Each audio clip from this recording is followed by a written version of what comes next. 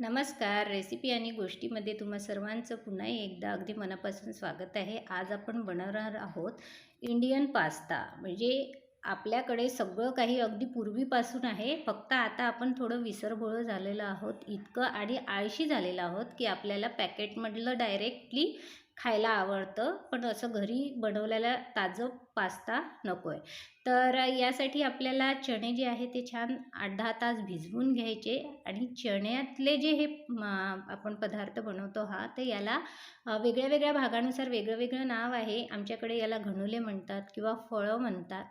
तर यासाठी आपण कांदा, टमाटर आणि आपलं लसणाच्या पाकळ्या या सगळ्या छान भाजून घ्यायच्या. तुम्ही चिरून घेतलं तरी चालेल. तुमच्या याच्यावर आहे की तुम्हाला मसाला कच्चा वापरायचा आहे की थोडा भाजलेला वापरायचा आहे. तर चवीत फरक पडत असतो. नेहमीच तुम्ही कोणती पद्धत वापरता त्यानुसार तुमच्या पदार्थाची चव वाढते किंवा कमी होत असते. तर असं भाजून घेतल्यानंतर त्याचे वरचे सालं जे आहे ते काढून घ्यायचे. कांद्याचे पण, टमाटरचं पण आणि लसणाच्या पाकळ्या पण वरच्या सालं काढून घ्यायचे आणि मिक्सरमध्ये छान बारीक करून घ्यायचे. त्याचे मोठे मोठे काप करायचे आणि त्यानंतर मग हे आणि जिरं टाकायचं. एक लक्षात ठेवायचं की जिरं टाकायचं आहे. जिरं भाजून टाका, कच्चं टाका, काही हरकत नाही. आणि हे झाल्यानंतर मग आपण तेल घ्यायचं कढईमध्ये आणि हा मसाला छान भाजून घ्यायचा.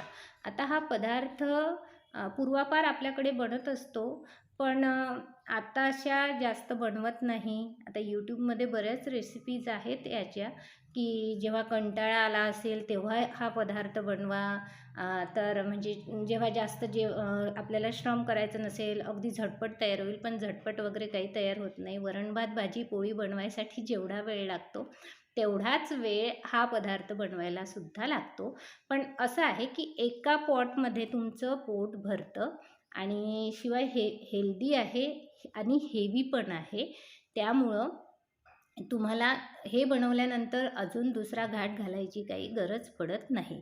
आता आपले साधे मसाले वापरायचे: तिखट, मीठ, हळद, धने पावडर आणि तुम्हाला वाटत असेल तर छोले मसाला, सब्जी मसाला, पावभाजी मसाला यापैकी तुम्ही रेडीमेड कोणताही मसाला यूज करू शकता. त्यानंतर चणे जे आता हे भिजवलेले आहे, एक गोष्ट तुम्ही गॅस कमी वापरायचा असेल तर एक करू शकता की कुकरला एक शिट्टी लावून चणे करून घ्यायचे, वाफवून घ्यायचे आणि त्यानंतर टाकायचे. तर पण चवीत फरक पडत असतो. हे असे शिजवणारे आणि कुकरला लावणारे यामध्ये फरक पडतो चवीमध्ये.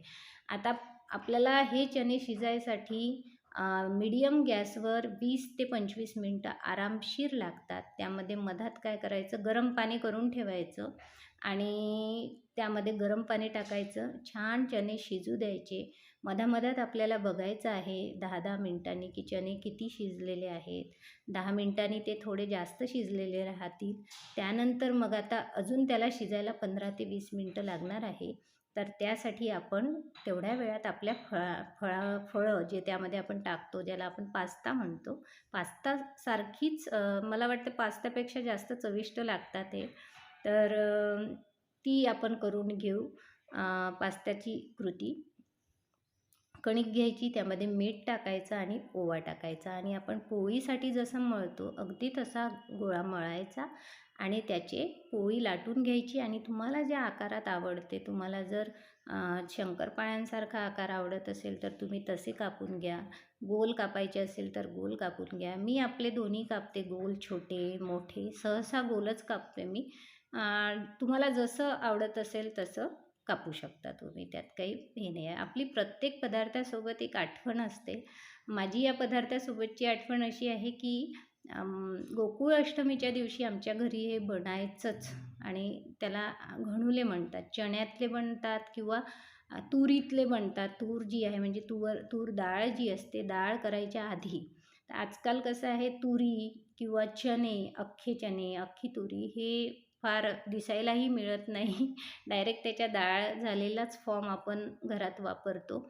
तर आता आपलं हे शिजून जाईल. याला चांगलं अशी उकळी आली त्यावेळेस यामध्ये टाकायचं. जर उकळी आलेली नसेल आणि तुम्ही तसंच जर आपण जे फळं बनवलेले आहेत ते जर त्यामध्ये मिक्स केले तर ते एकाला एक चिपकतील. म्हणून उकळी आल्यानंतर त्यामध्ये एक एक करून हे फळं टाकून द्यायचे आणि ही आपली याची जी जाडी आहे ती आपल्या पोळींसारखी आहे. तर आरामशीर 7 मिनिटात मीडियम गॅसवर ते शिजून जातात.